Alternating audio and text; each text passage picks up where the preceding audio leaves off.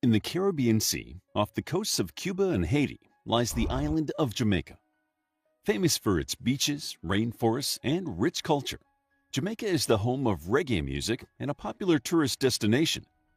But Jamaica's road to independence has been long and rocky, from Spanish domination through British rule to an independent country. Join us as we explore Jamaica's journey from indigenous inhabitants to the colorful tapestry of cultural influences that now define the rock. Before the European invasion, Jamaica had two distinct historical cultures that had settled on the island. The first was a civilization known as the Redware people, after the red pottery they'd left behind, who probably arrived on the island around 600 CE. The second was the Taino, an Arawak people who colonized the Caribbean in roughly 800 CE. The Taino called the island Jamaica, meaning the land of wood and water or the land of springs. The first European we know to have reached Jamaica was Christopher Columbus in 1494 CE, who transliterated the Taino name to Jamaica. Then in 1503, he spent just over a year there when he beached his ships. In 1509, Spanish explorer Columbus's crewmate and first Jamaican governor, Juan de Esquivel, created the first permanent European settlement in Jamaica. The port colony of Sevilla la Nueva, or New Seville, was established near the Taino village of Maima in the hope of becoming a gold mining center. When no gold was found, the island became an agricultural base for the Spanish. They began growing crops and farming animals, introducing oranges, lemons, limes, figs, and sugarcane, which thrived in the Caribbean climate, as well as pigs, horses, and chickens. The Spanish enslaved most of the native Taino, and many of them died from overwork and European diseases. However, some survived in remote locations or married Spanish men, keeping their culture going to the extent that Taino ancestry still exists in Jamaica. The first Africans to come to Jamaica were brought on slave ships directly from their homeland in around 1518. By the early 17th century, the population of Jamaica was around 3,000, which included around 500 enslaved Africans. In 1655, Admiral William Penn, father of the founder of Pennsylvania, was put in command of an expedition that invaded and captured Jamaica. Within 5 years, the Spanish had been expelled. Still, a lot of the enslaved Africans were able to escape and form communities in the highlands. They established farming communities in remote and defensible areas, growing plantains and yams, hunting, and developing herbal medicines. There is also evidence that they merged and intermarried with the Taino, who had remained on the island. These escapees were called Maroons, which was probably an anglicized version of the Spanish word cimarron, meaning wild. In 1664, Jamaica created its own assembly, which meant that the small elite group of wealthy white plantation owners and merchants could initiate bills, which would be accepted or rejected by the governor who represented the crown. Although the bill still had to be approved by the British Privy Council, the assembly steadily grew in power until they essentially governed Jamaica. From the mid-17th century to about the mid-18th century, the Caribbean was the center of the golden age of piracy, and due to the British fearing the Spanish would try and reclaim Jamaica, Jamaica's ports became safe havens for buccaneers at the behest of the British military governor. In particular, Port Royal developed a reputation for lawlessness. The pirates brought money, stimulated the economy, and attracted merchants and artisans, earning Port Royal the title richest and wickedest city in the world. Life in Jamaica was tough, and the European settlers were susceptible to tropical diseases like malaria and yellow fever. The enslaved Africans died in droves from both European and tropical diseases, as well as the extremely harsh working conditions. On the island, the deaths of enslaved Africans significantly outnumbered the births. Despite this, the population continued to grow as European immigration increased, and enslaved Africans continued to be shipped to Jamaica in order to support the agricultural and economic needs of the Europeans. By the early 18th century, the population had grown to around 18,000, and over half of the population were enslaved people. In 1670, the Spanish signed the Treaty of Madrid, which officially ceded the control of Jamaica to the English. In 1672, Jamaica became the world's busiest slave market, with Britain holding a monopoly on the slave trade. Before the end of the 17th century, the black population outnumbered the white population by at least 5 to 1. Jamaica also became highly valuable due to its agricultural production, as it produced sugar, indigo dye, cocoa beans, and coffee. All this production required labor, and the population of enslaved people swelled to 300,000 by the late 18th century. By this time, there was increasing civil unrest, threats of invasion from Spain and France, and unreliable food supplies, which caused 15,000 enslaved people to starve to death in the 1780s. Throughout the 1700s, the British faced internal and external threats to their rule. Wars with the Maroon population, French and Spanish attacks, and slave revolts kept the British military fighting to keep control. The white landowners blamed missionaries on the island for inciting the rebellions and burned several Baptist and Methodist chapels as retribution. In 1807, Jamaica's society underwent a significant transformation when the British Parliament abolished the transatlantic slave trade and approved an Emancipatory Act that stipulated by 1838 any enslaved people in the British colonies would be granted their freedom. Many former slaves left the plantations to start farm smallholdings in the nearby hills. Now, they had lost their free labor, and as the price of Jamaican sugar had plummeted, the plantations became less economically viable. But instead of offering the now free black Jamaicans a decent wage, several governors of Jamaica, Charles Metcalfe and James Bruce, brought in workers from India and created the island's first railway. These Indian indentured laborers first introduced cannabis to the island. Unsurprisingly, the governor's measures did not stop the plantation system from collapsing, which led to mass unemployment and poverty. They did, however, plant the seeds for the nation's future cultural ties to ganja, the name of which is derived from the Sanskrit word for marijuana. In 1865, black Jamaicans living in Morant Bay protested the unfair living conditions and laws.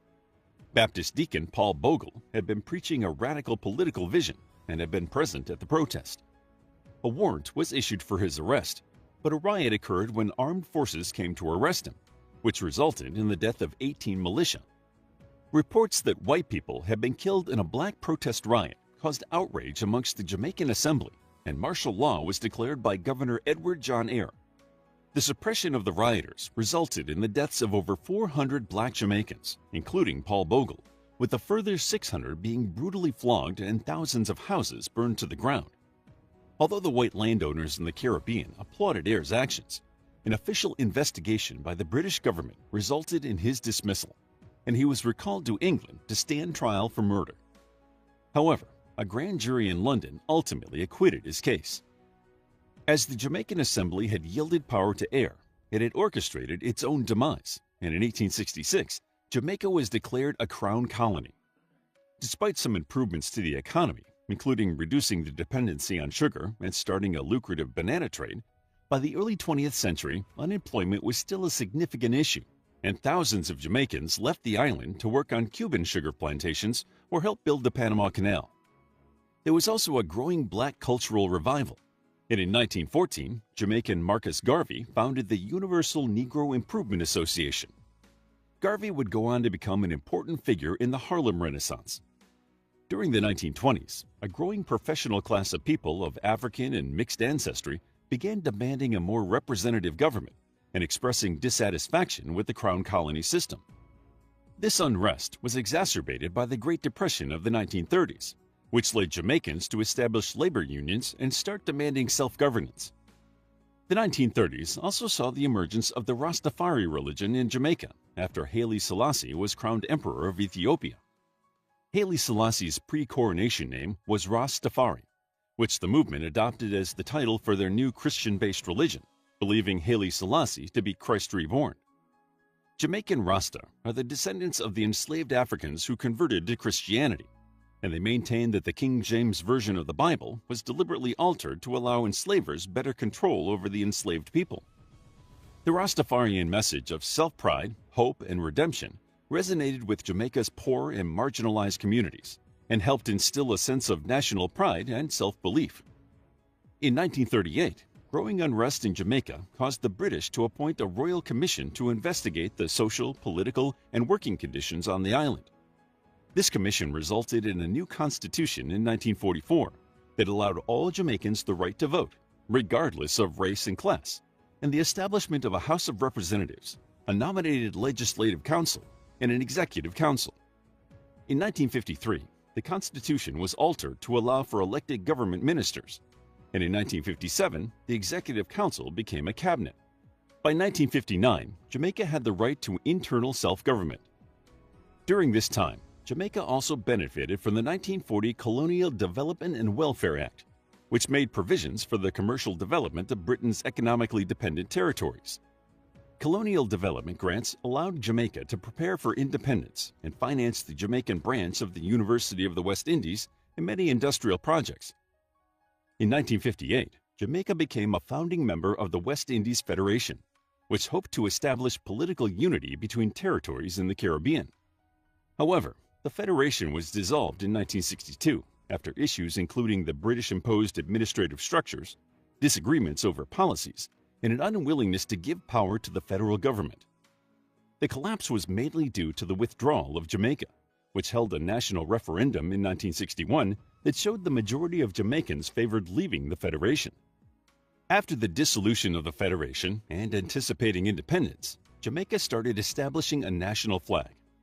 The committee assigned the task agreed that the flag's colors should be black to denote the difficulties the Jamaicans had faced, yellow to represent Jamaica's natural beauty and sunshine, and green to symbolize hope and agriculture. They summed up this choice with the phrase, "Hardships are there, but the land is green and the sun shineth." The initial design was unequal horizontal stripes in a green, yellow, black, yellow, and green pattern. However, the flag design was found to be similar to that of the national flag of present-day Tanzania, and the design was changed to a yellow cross, or saltire, with the green and black in the background. In April 1962, the Jamaican Labour Party won the Jamaican election.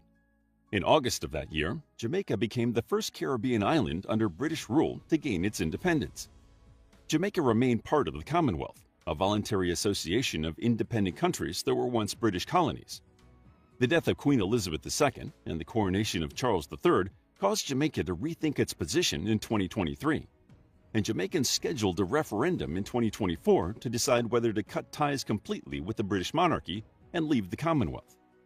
At the time of writing, the referendum has yet to be held, and Jamaica's future relationship with its former colonizers is still undecided.